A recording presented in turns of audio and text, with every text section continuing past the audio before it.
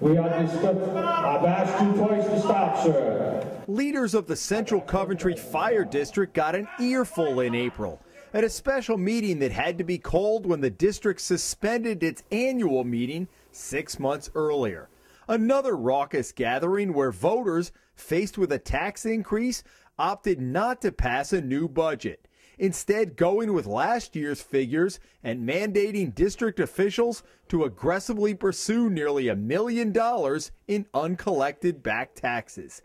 Shortly after that meeting, the Hummel report requested the district's financial information for the past several years. We wanted to see what effect the merging of 4 districts, Harris, Washington, Tioga, and the original Central Coventry, has had on the new district's budget. The fire district has its own taxing authority apart from the town, and residents receive separate tax bills every year. Here's what the district's own figures show. In 2006, the first year of the consolidation, the budget was $3.9 million. In 2009, $4.95 million. 2010, $5.95 million. And last fall, the district proposed a budget just shy of $6.5 million. That translates to a 65% increase in spending in just 5 years. The thought was you put 4 departments together and you're going to save money. Not true. Show me where it's been done. They can't show it. John Assalone is a local businessman who spoke at the April meeting, complaining about a lack of transparency. We believe they are totally over their head as to what's going on financially, and they show it. We're dealing with people that can spend $6 million locally, take $6 million from local people, and they can't provide a balance sheet. This is nuts. It is a more efficient operation. I cannot tell you how much more efficient it is when I go to a major incident and all of these firefighters and EMTs are on the same page of music. Robert Seltzer, the chief of the Consolidated District, said merger talks go back more than 20 years. In 2004, Seltzer wrote a 40-page paper examining fire district mergers in other parts of the country. His conclusion? While there may not be savings in the short term, there would be in the long run.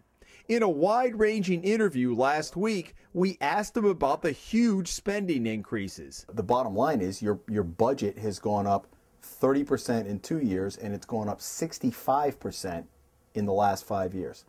I'd have to double check the numbers. I don't have them in front of me. Would you be surprised if I told you it was 65%? No, I wouldn't be surprised. And so when you're trying to I don't think the budget's going up 65%. No, those numbers are not right. You started at $3.9 million in 2006. Chief, I'm just going on the figures that you had given me. In fact, in a follow-up email this week, the chief confirmed for us that the budget approved 5 years ago was $3.9 million. Seltzer acknowledged that the lion's share of the budget and the increases goes to salaries and manpower. When the merger was complete, Central Coventry moved to a system of all paid union firefighters and no volunteers or call personnel. The Western Coventry Fire District has 2 full-time firefighters and the rest call. Hopkins Hill, a combination of paid and call. Call firefighters get a stipend for each run they make. In fact, Central's contract mandated 39 full-time people in 2009. That has increased to 46 this year, an 18% boost in manpower. And the contract says no one can be laid off if there's another merger. Federal money known as a SAFER grant funded a large portion of 5 new firefighters shortly after the merger. When that money ran out, the department received another grant that allowed the hiring of 8 more new firefighters, again substantially boosting the budget. In fact, the budget increased $1 million alone in 1 year. Some of the people you brought on, though, came under a federal grant. Is that correct? Yes. All right. And how long does that money last? 2 years. And when does that run out? That runs out the end of 2013. All right. And so then what? They're going to stay on. I mean, right now they're actually filling in for vacancies. So you anticipate maybe in 2013 it'll balance out. Do you think it's going to be a reduction then in your manpower, or it could be? Okay. The other thing that there are additional federal funds available to keep those people on, so there's other options out there as well. So what about the tax rate? After the merger, Central set one rate for residential property and a rate double that for commercial to generate more revenue.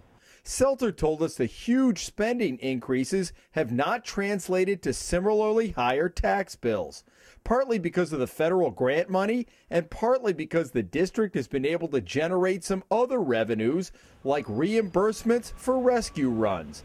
Even so, some businesses in town have seen their tax bills double over the past 5 years. At the end of the day, if your budget is significantly higher than it was before, how do you pose that as, well, the consolidation has been successful? I think the success part is the taxes haven't gone up to reflect a 65% increase in budget. Our average tax increase over the last 5 or 6 years has been 3.3%. If I take the average of everything, which I just did recently for something, it was 3.3%. But that's not what our analysis shows, again based on figures provided by the district. In 2006, the residential tax rate was $150. It had gone to $182 by 2010, a 21% increase. The proposed increase on the budget that was never passed last fall, another 6%. That's 27% in 5 years, or about 5.5% yearly. On the commercial side, the rate in 2006 was $3. 4 years later, it was $3.62. Up 20%, or an average 5% yearly. The district's board of directors has also been faced with not being able to collect its taxes. Seltzer says the figure was as high as $1.6 million several years ago. Aggressive collection has gotten it down to about $300,000, which has helped offset spending increases. But that's a one-time infusion of cash. Last summer, cash flow was bad enough that the district took out an $800,000 loan to pay its operating expenses. First at the Coventry Credit Union, then transferring the loan to Centerville Bank.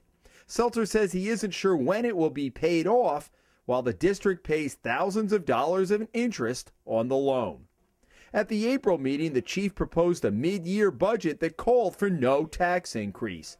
But at $6.2 million, the budget represented a more than $300,000 increase in spending over last year's plan. Issue number 4 be out of order. The cat call that was pointed at the speaker is out of order. Okay, then if you're not addressing amendments, we have a motion on the floor, you're out of order. The district's board chairman found himself on the defensive much of the night and was quick to rule various people out of order.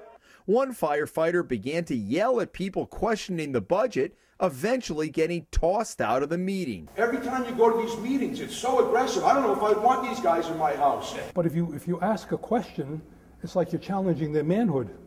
And they have to accept these questions whether they like it or not. They're tired of this hero stuff. I'm a hero, you're a hero, let's support everybody. They're tired of that, okay?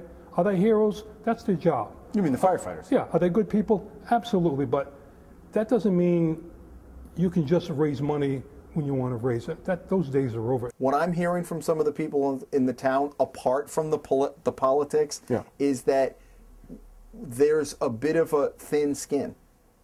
Well, first of all, it's going on in every community right now. The fire service and law enforcement are not. We don't have the public support that we had 2 or 3 years ago, and it's been ever since the recession. And quite frankly, one of the reasons is because we're working and people are out of work. And while the union in its latest contract agreed to no pay increase the first year, the district is faced with having to find new revenues to sustain a budget that is millions higher than it was just a few years ago. People really resent that. They don't want to hear any more about this regionalization. It sounds good, regionalize the state, regionalize this. It's never worked. Why do you think it's become personal for them? It becomes personal because they're involved, and now people asking questions has never happened before. Is that it? Nobody's really questioned them up until now? Never been questioned. Would they do a job that I normally wouldn't do? Absolutely. I give them all the credit in the world for who wants to run into a building of a raging fire. Well, you know, it doesn't happen that often. But they do it when they're called upon. people to go out and rescue other people. I don't think there's anything to a higher value than that. But at what price is this? It's a question many taxpayers are starting to ask. In Coventry, Jim Hummel for the Hummel Report.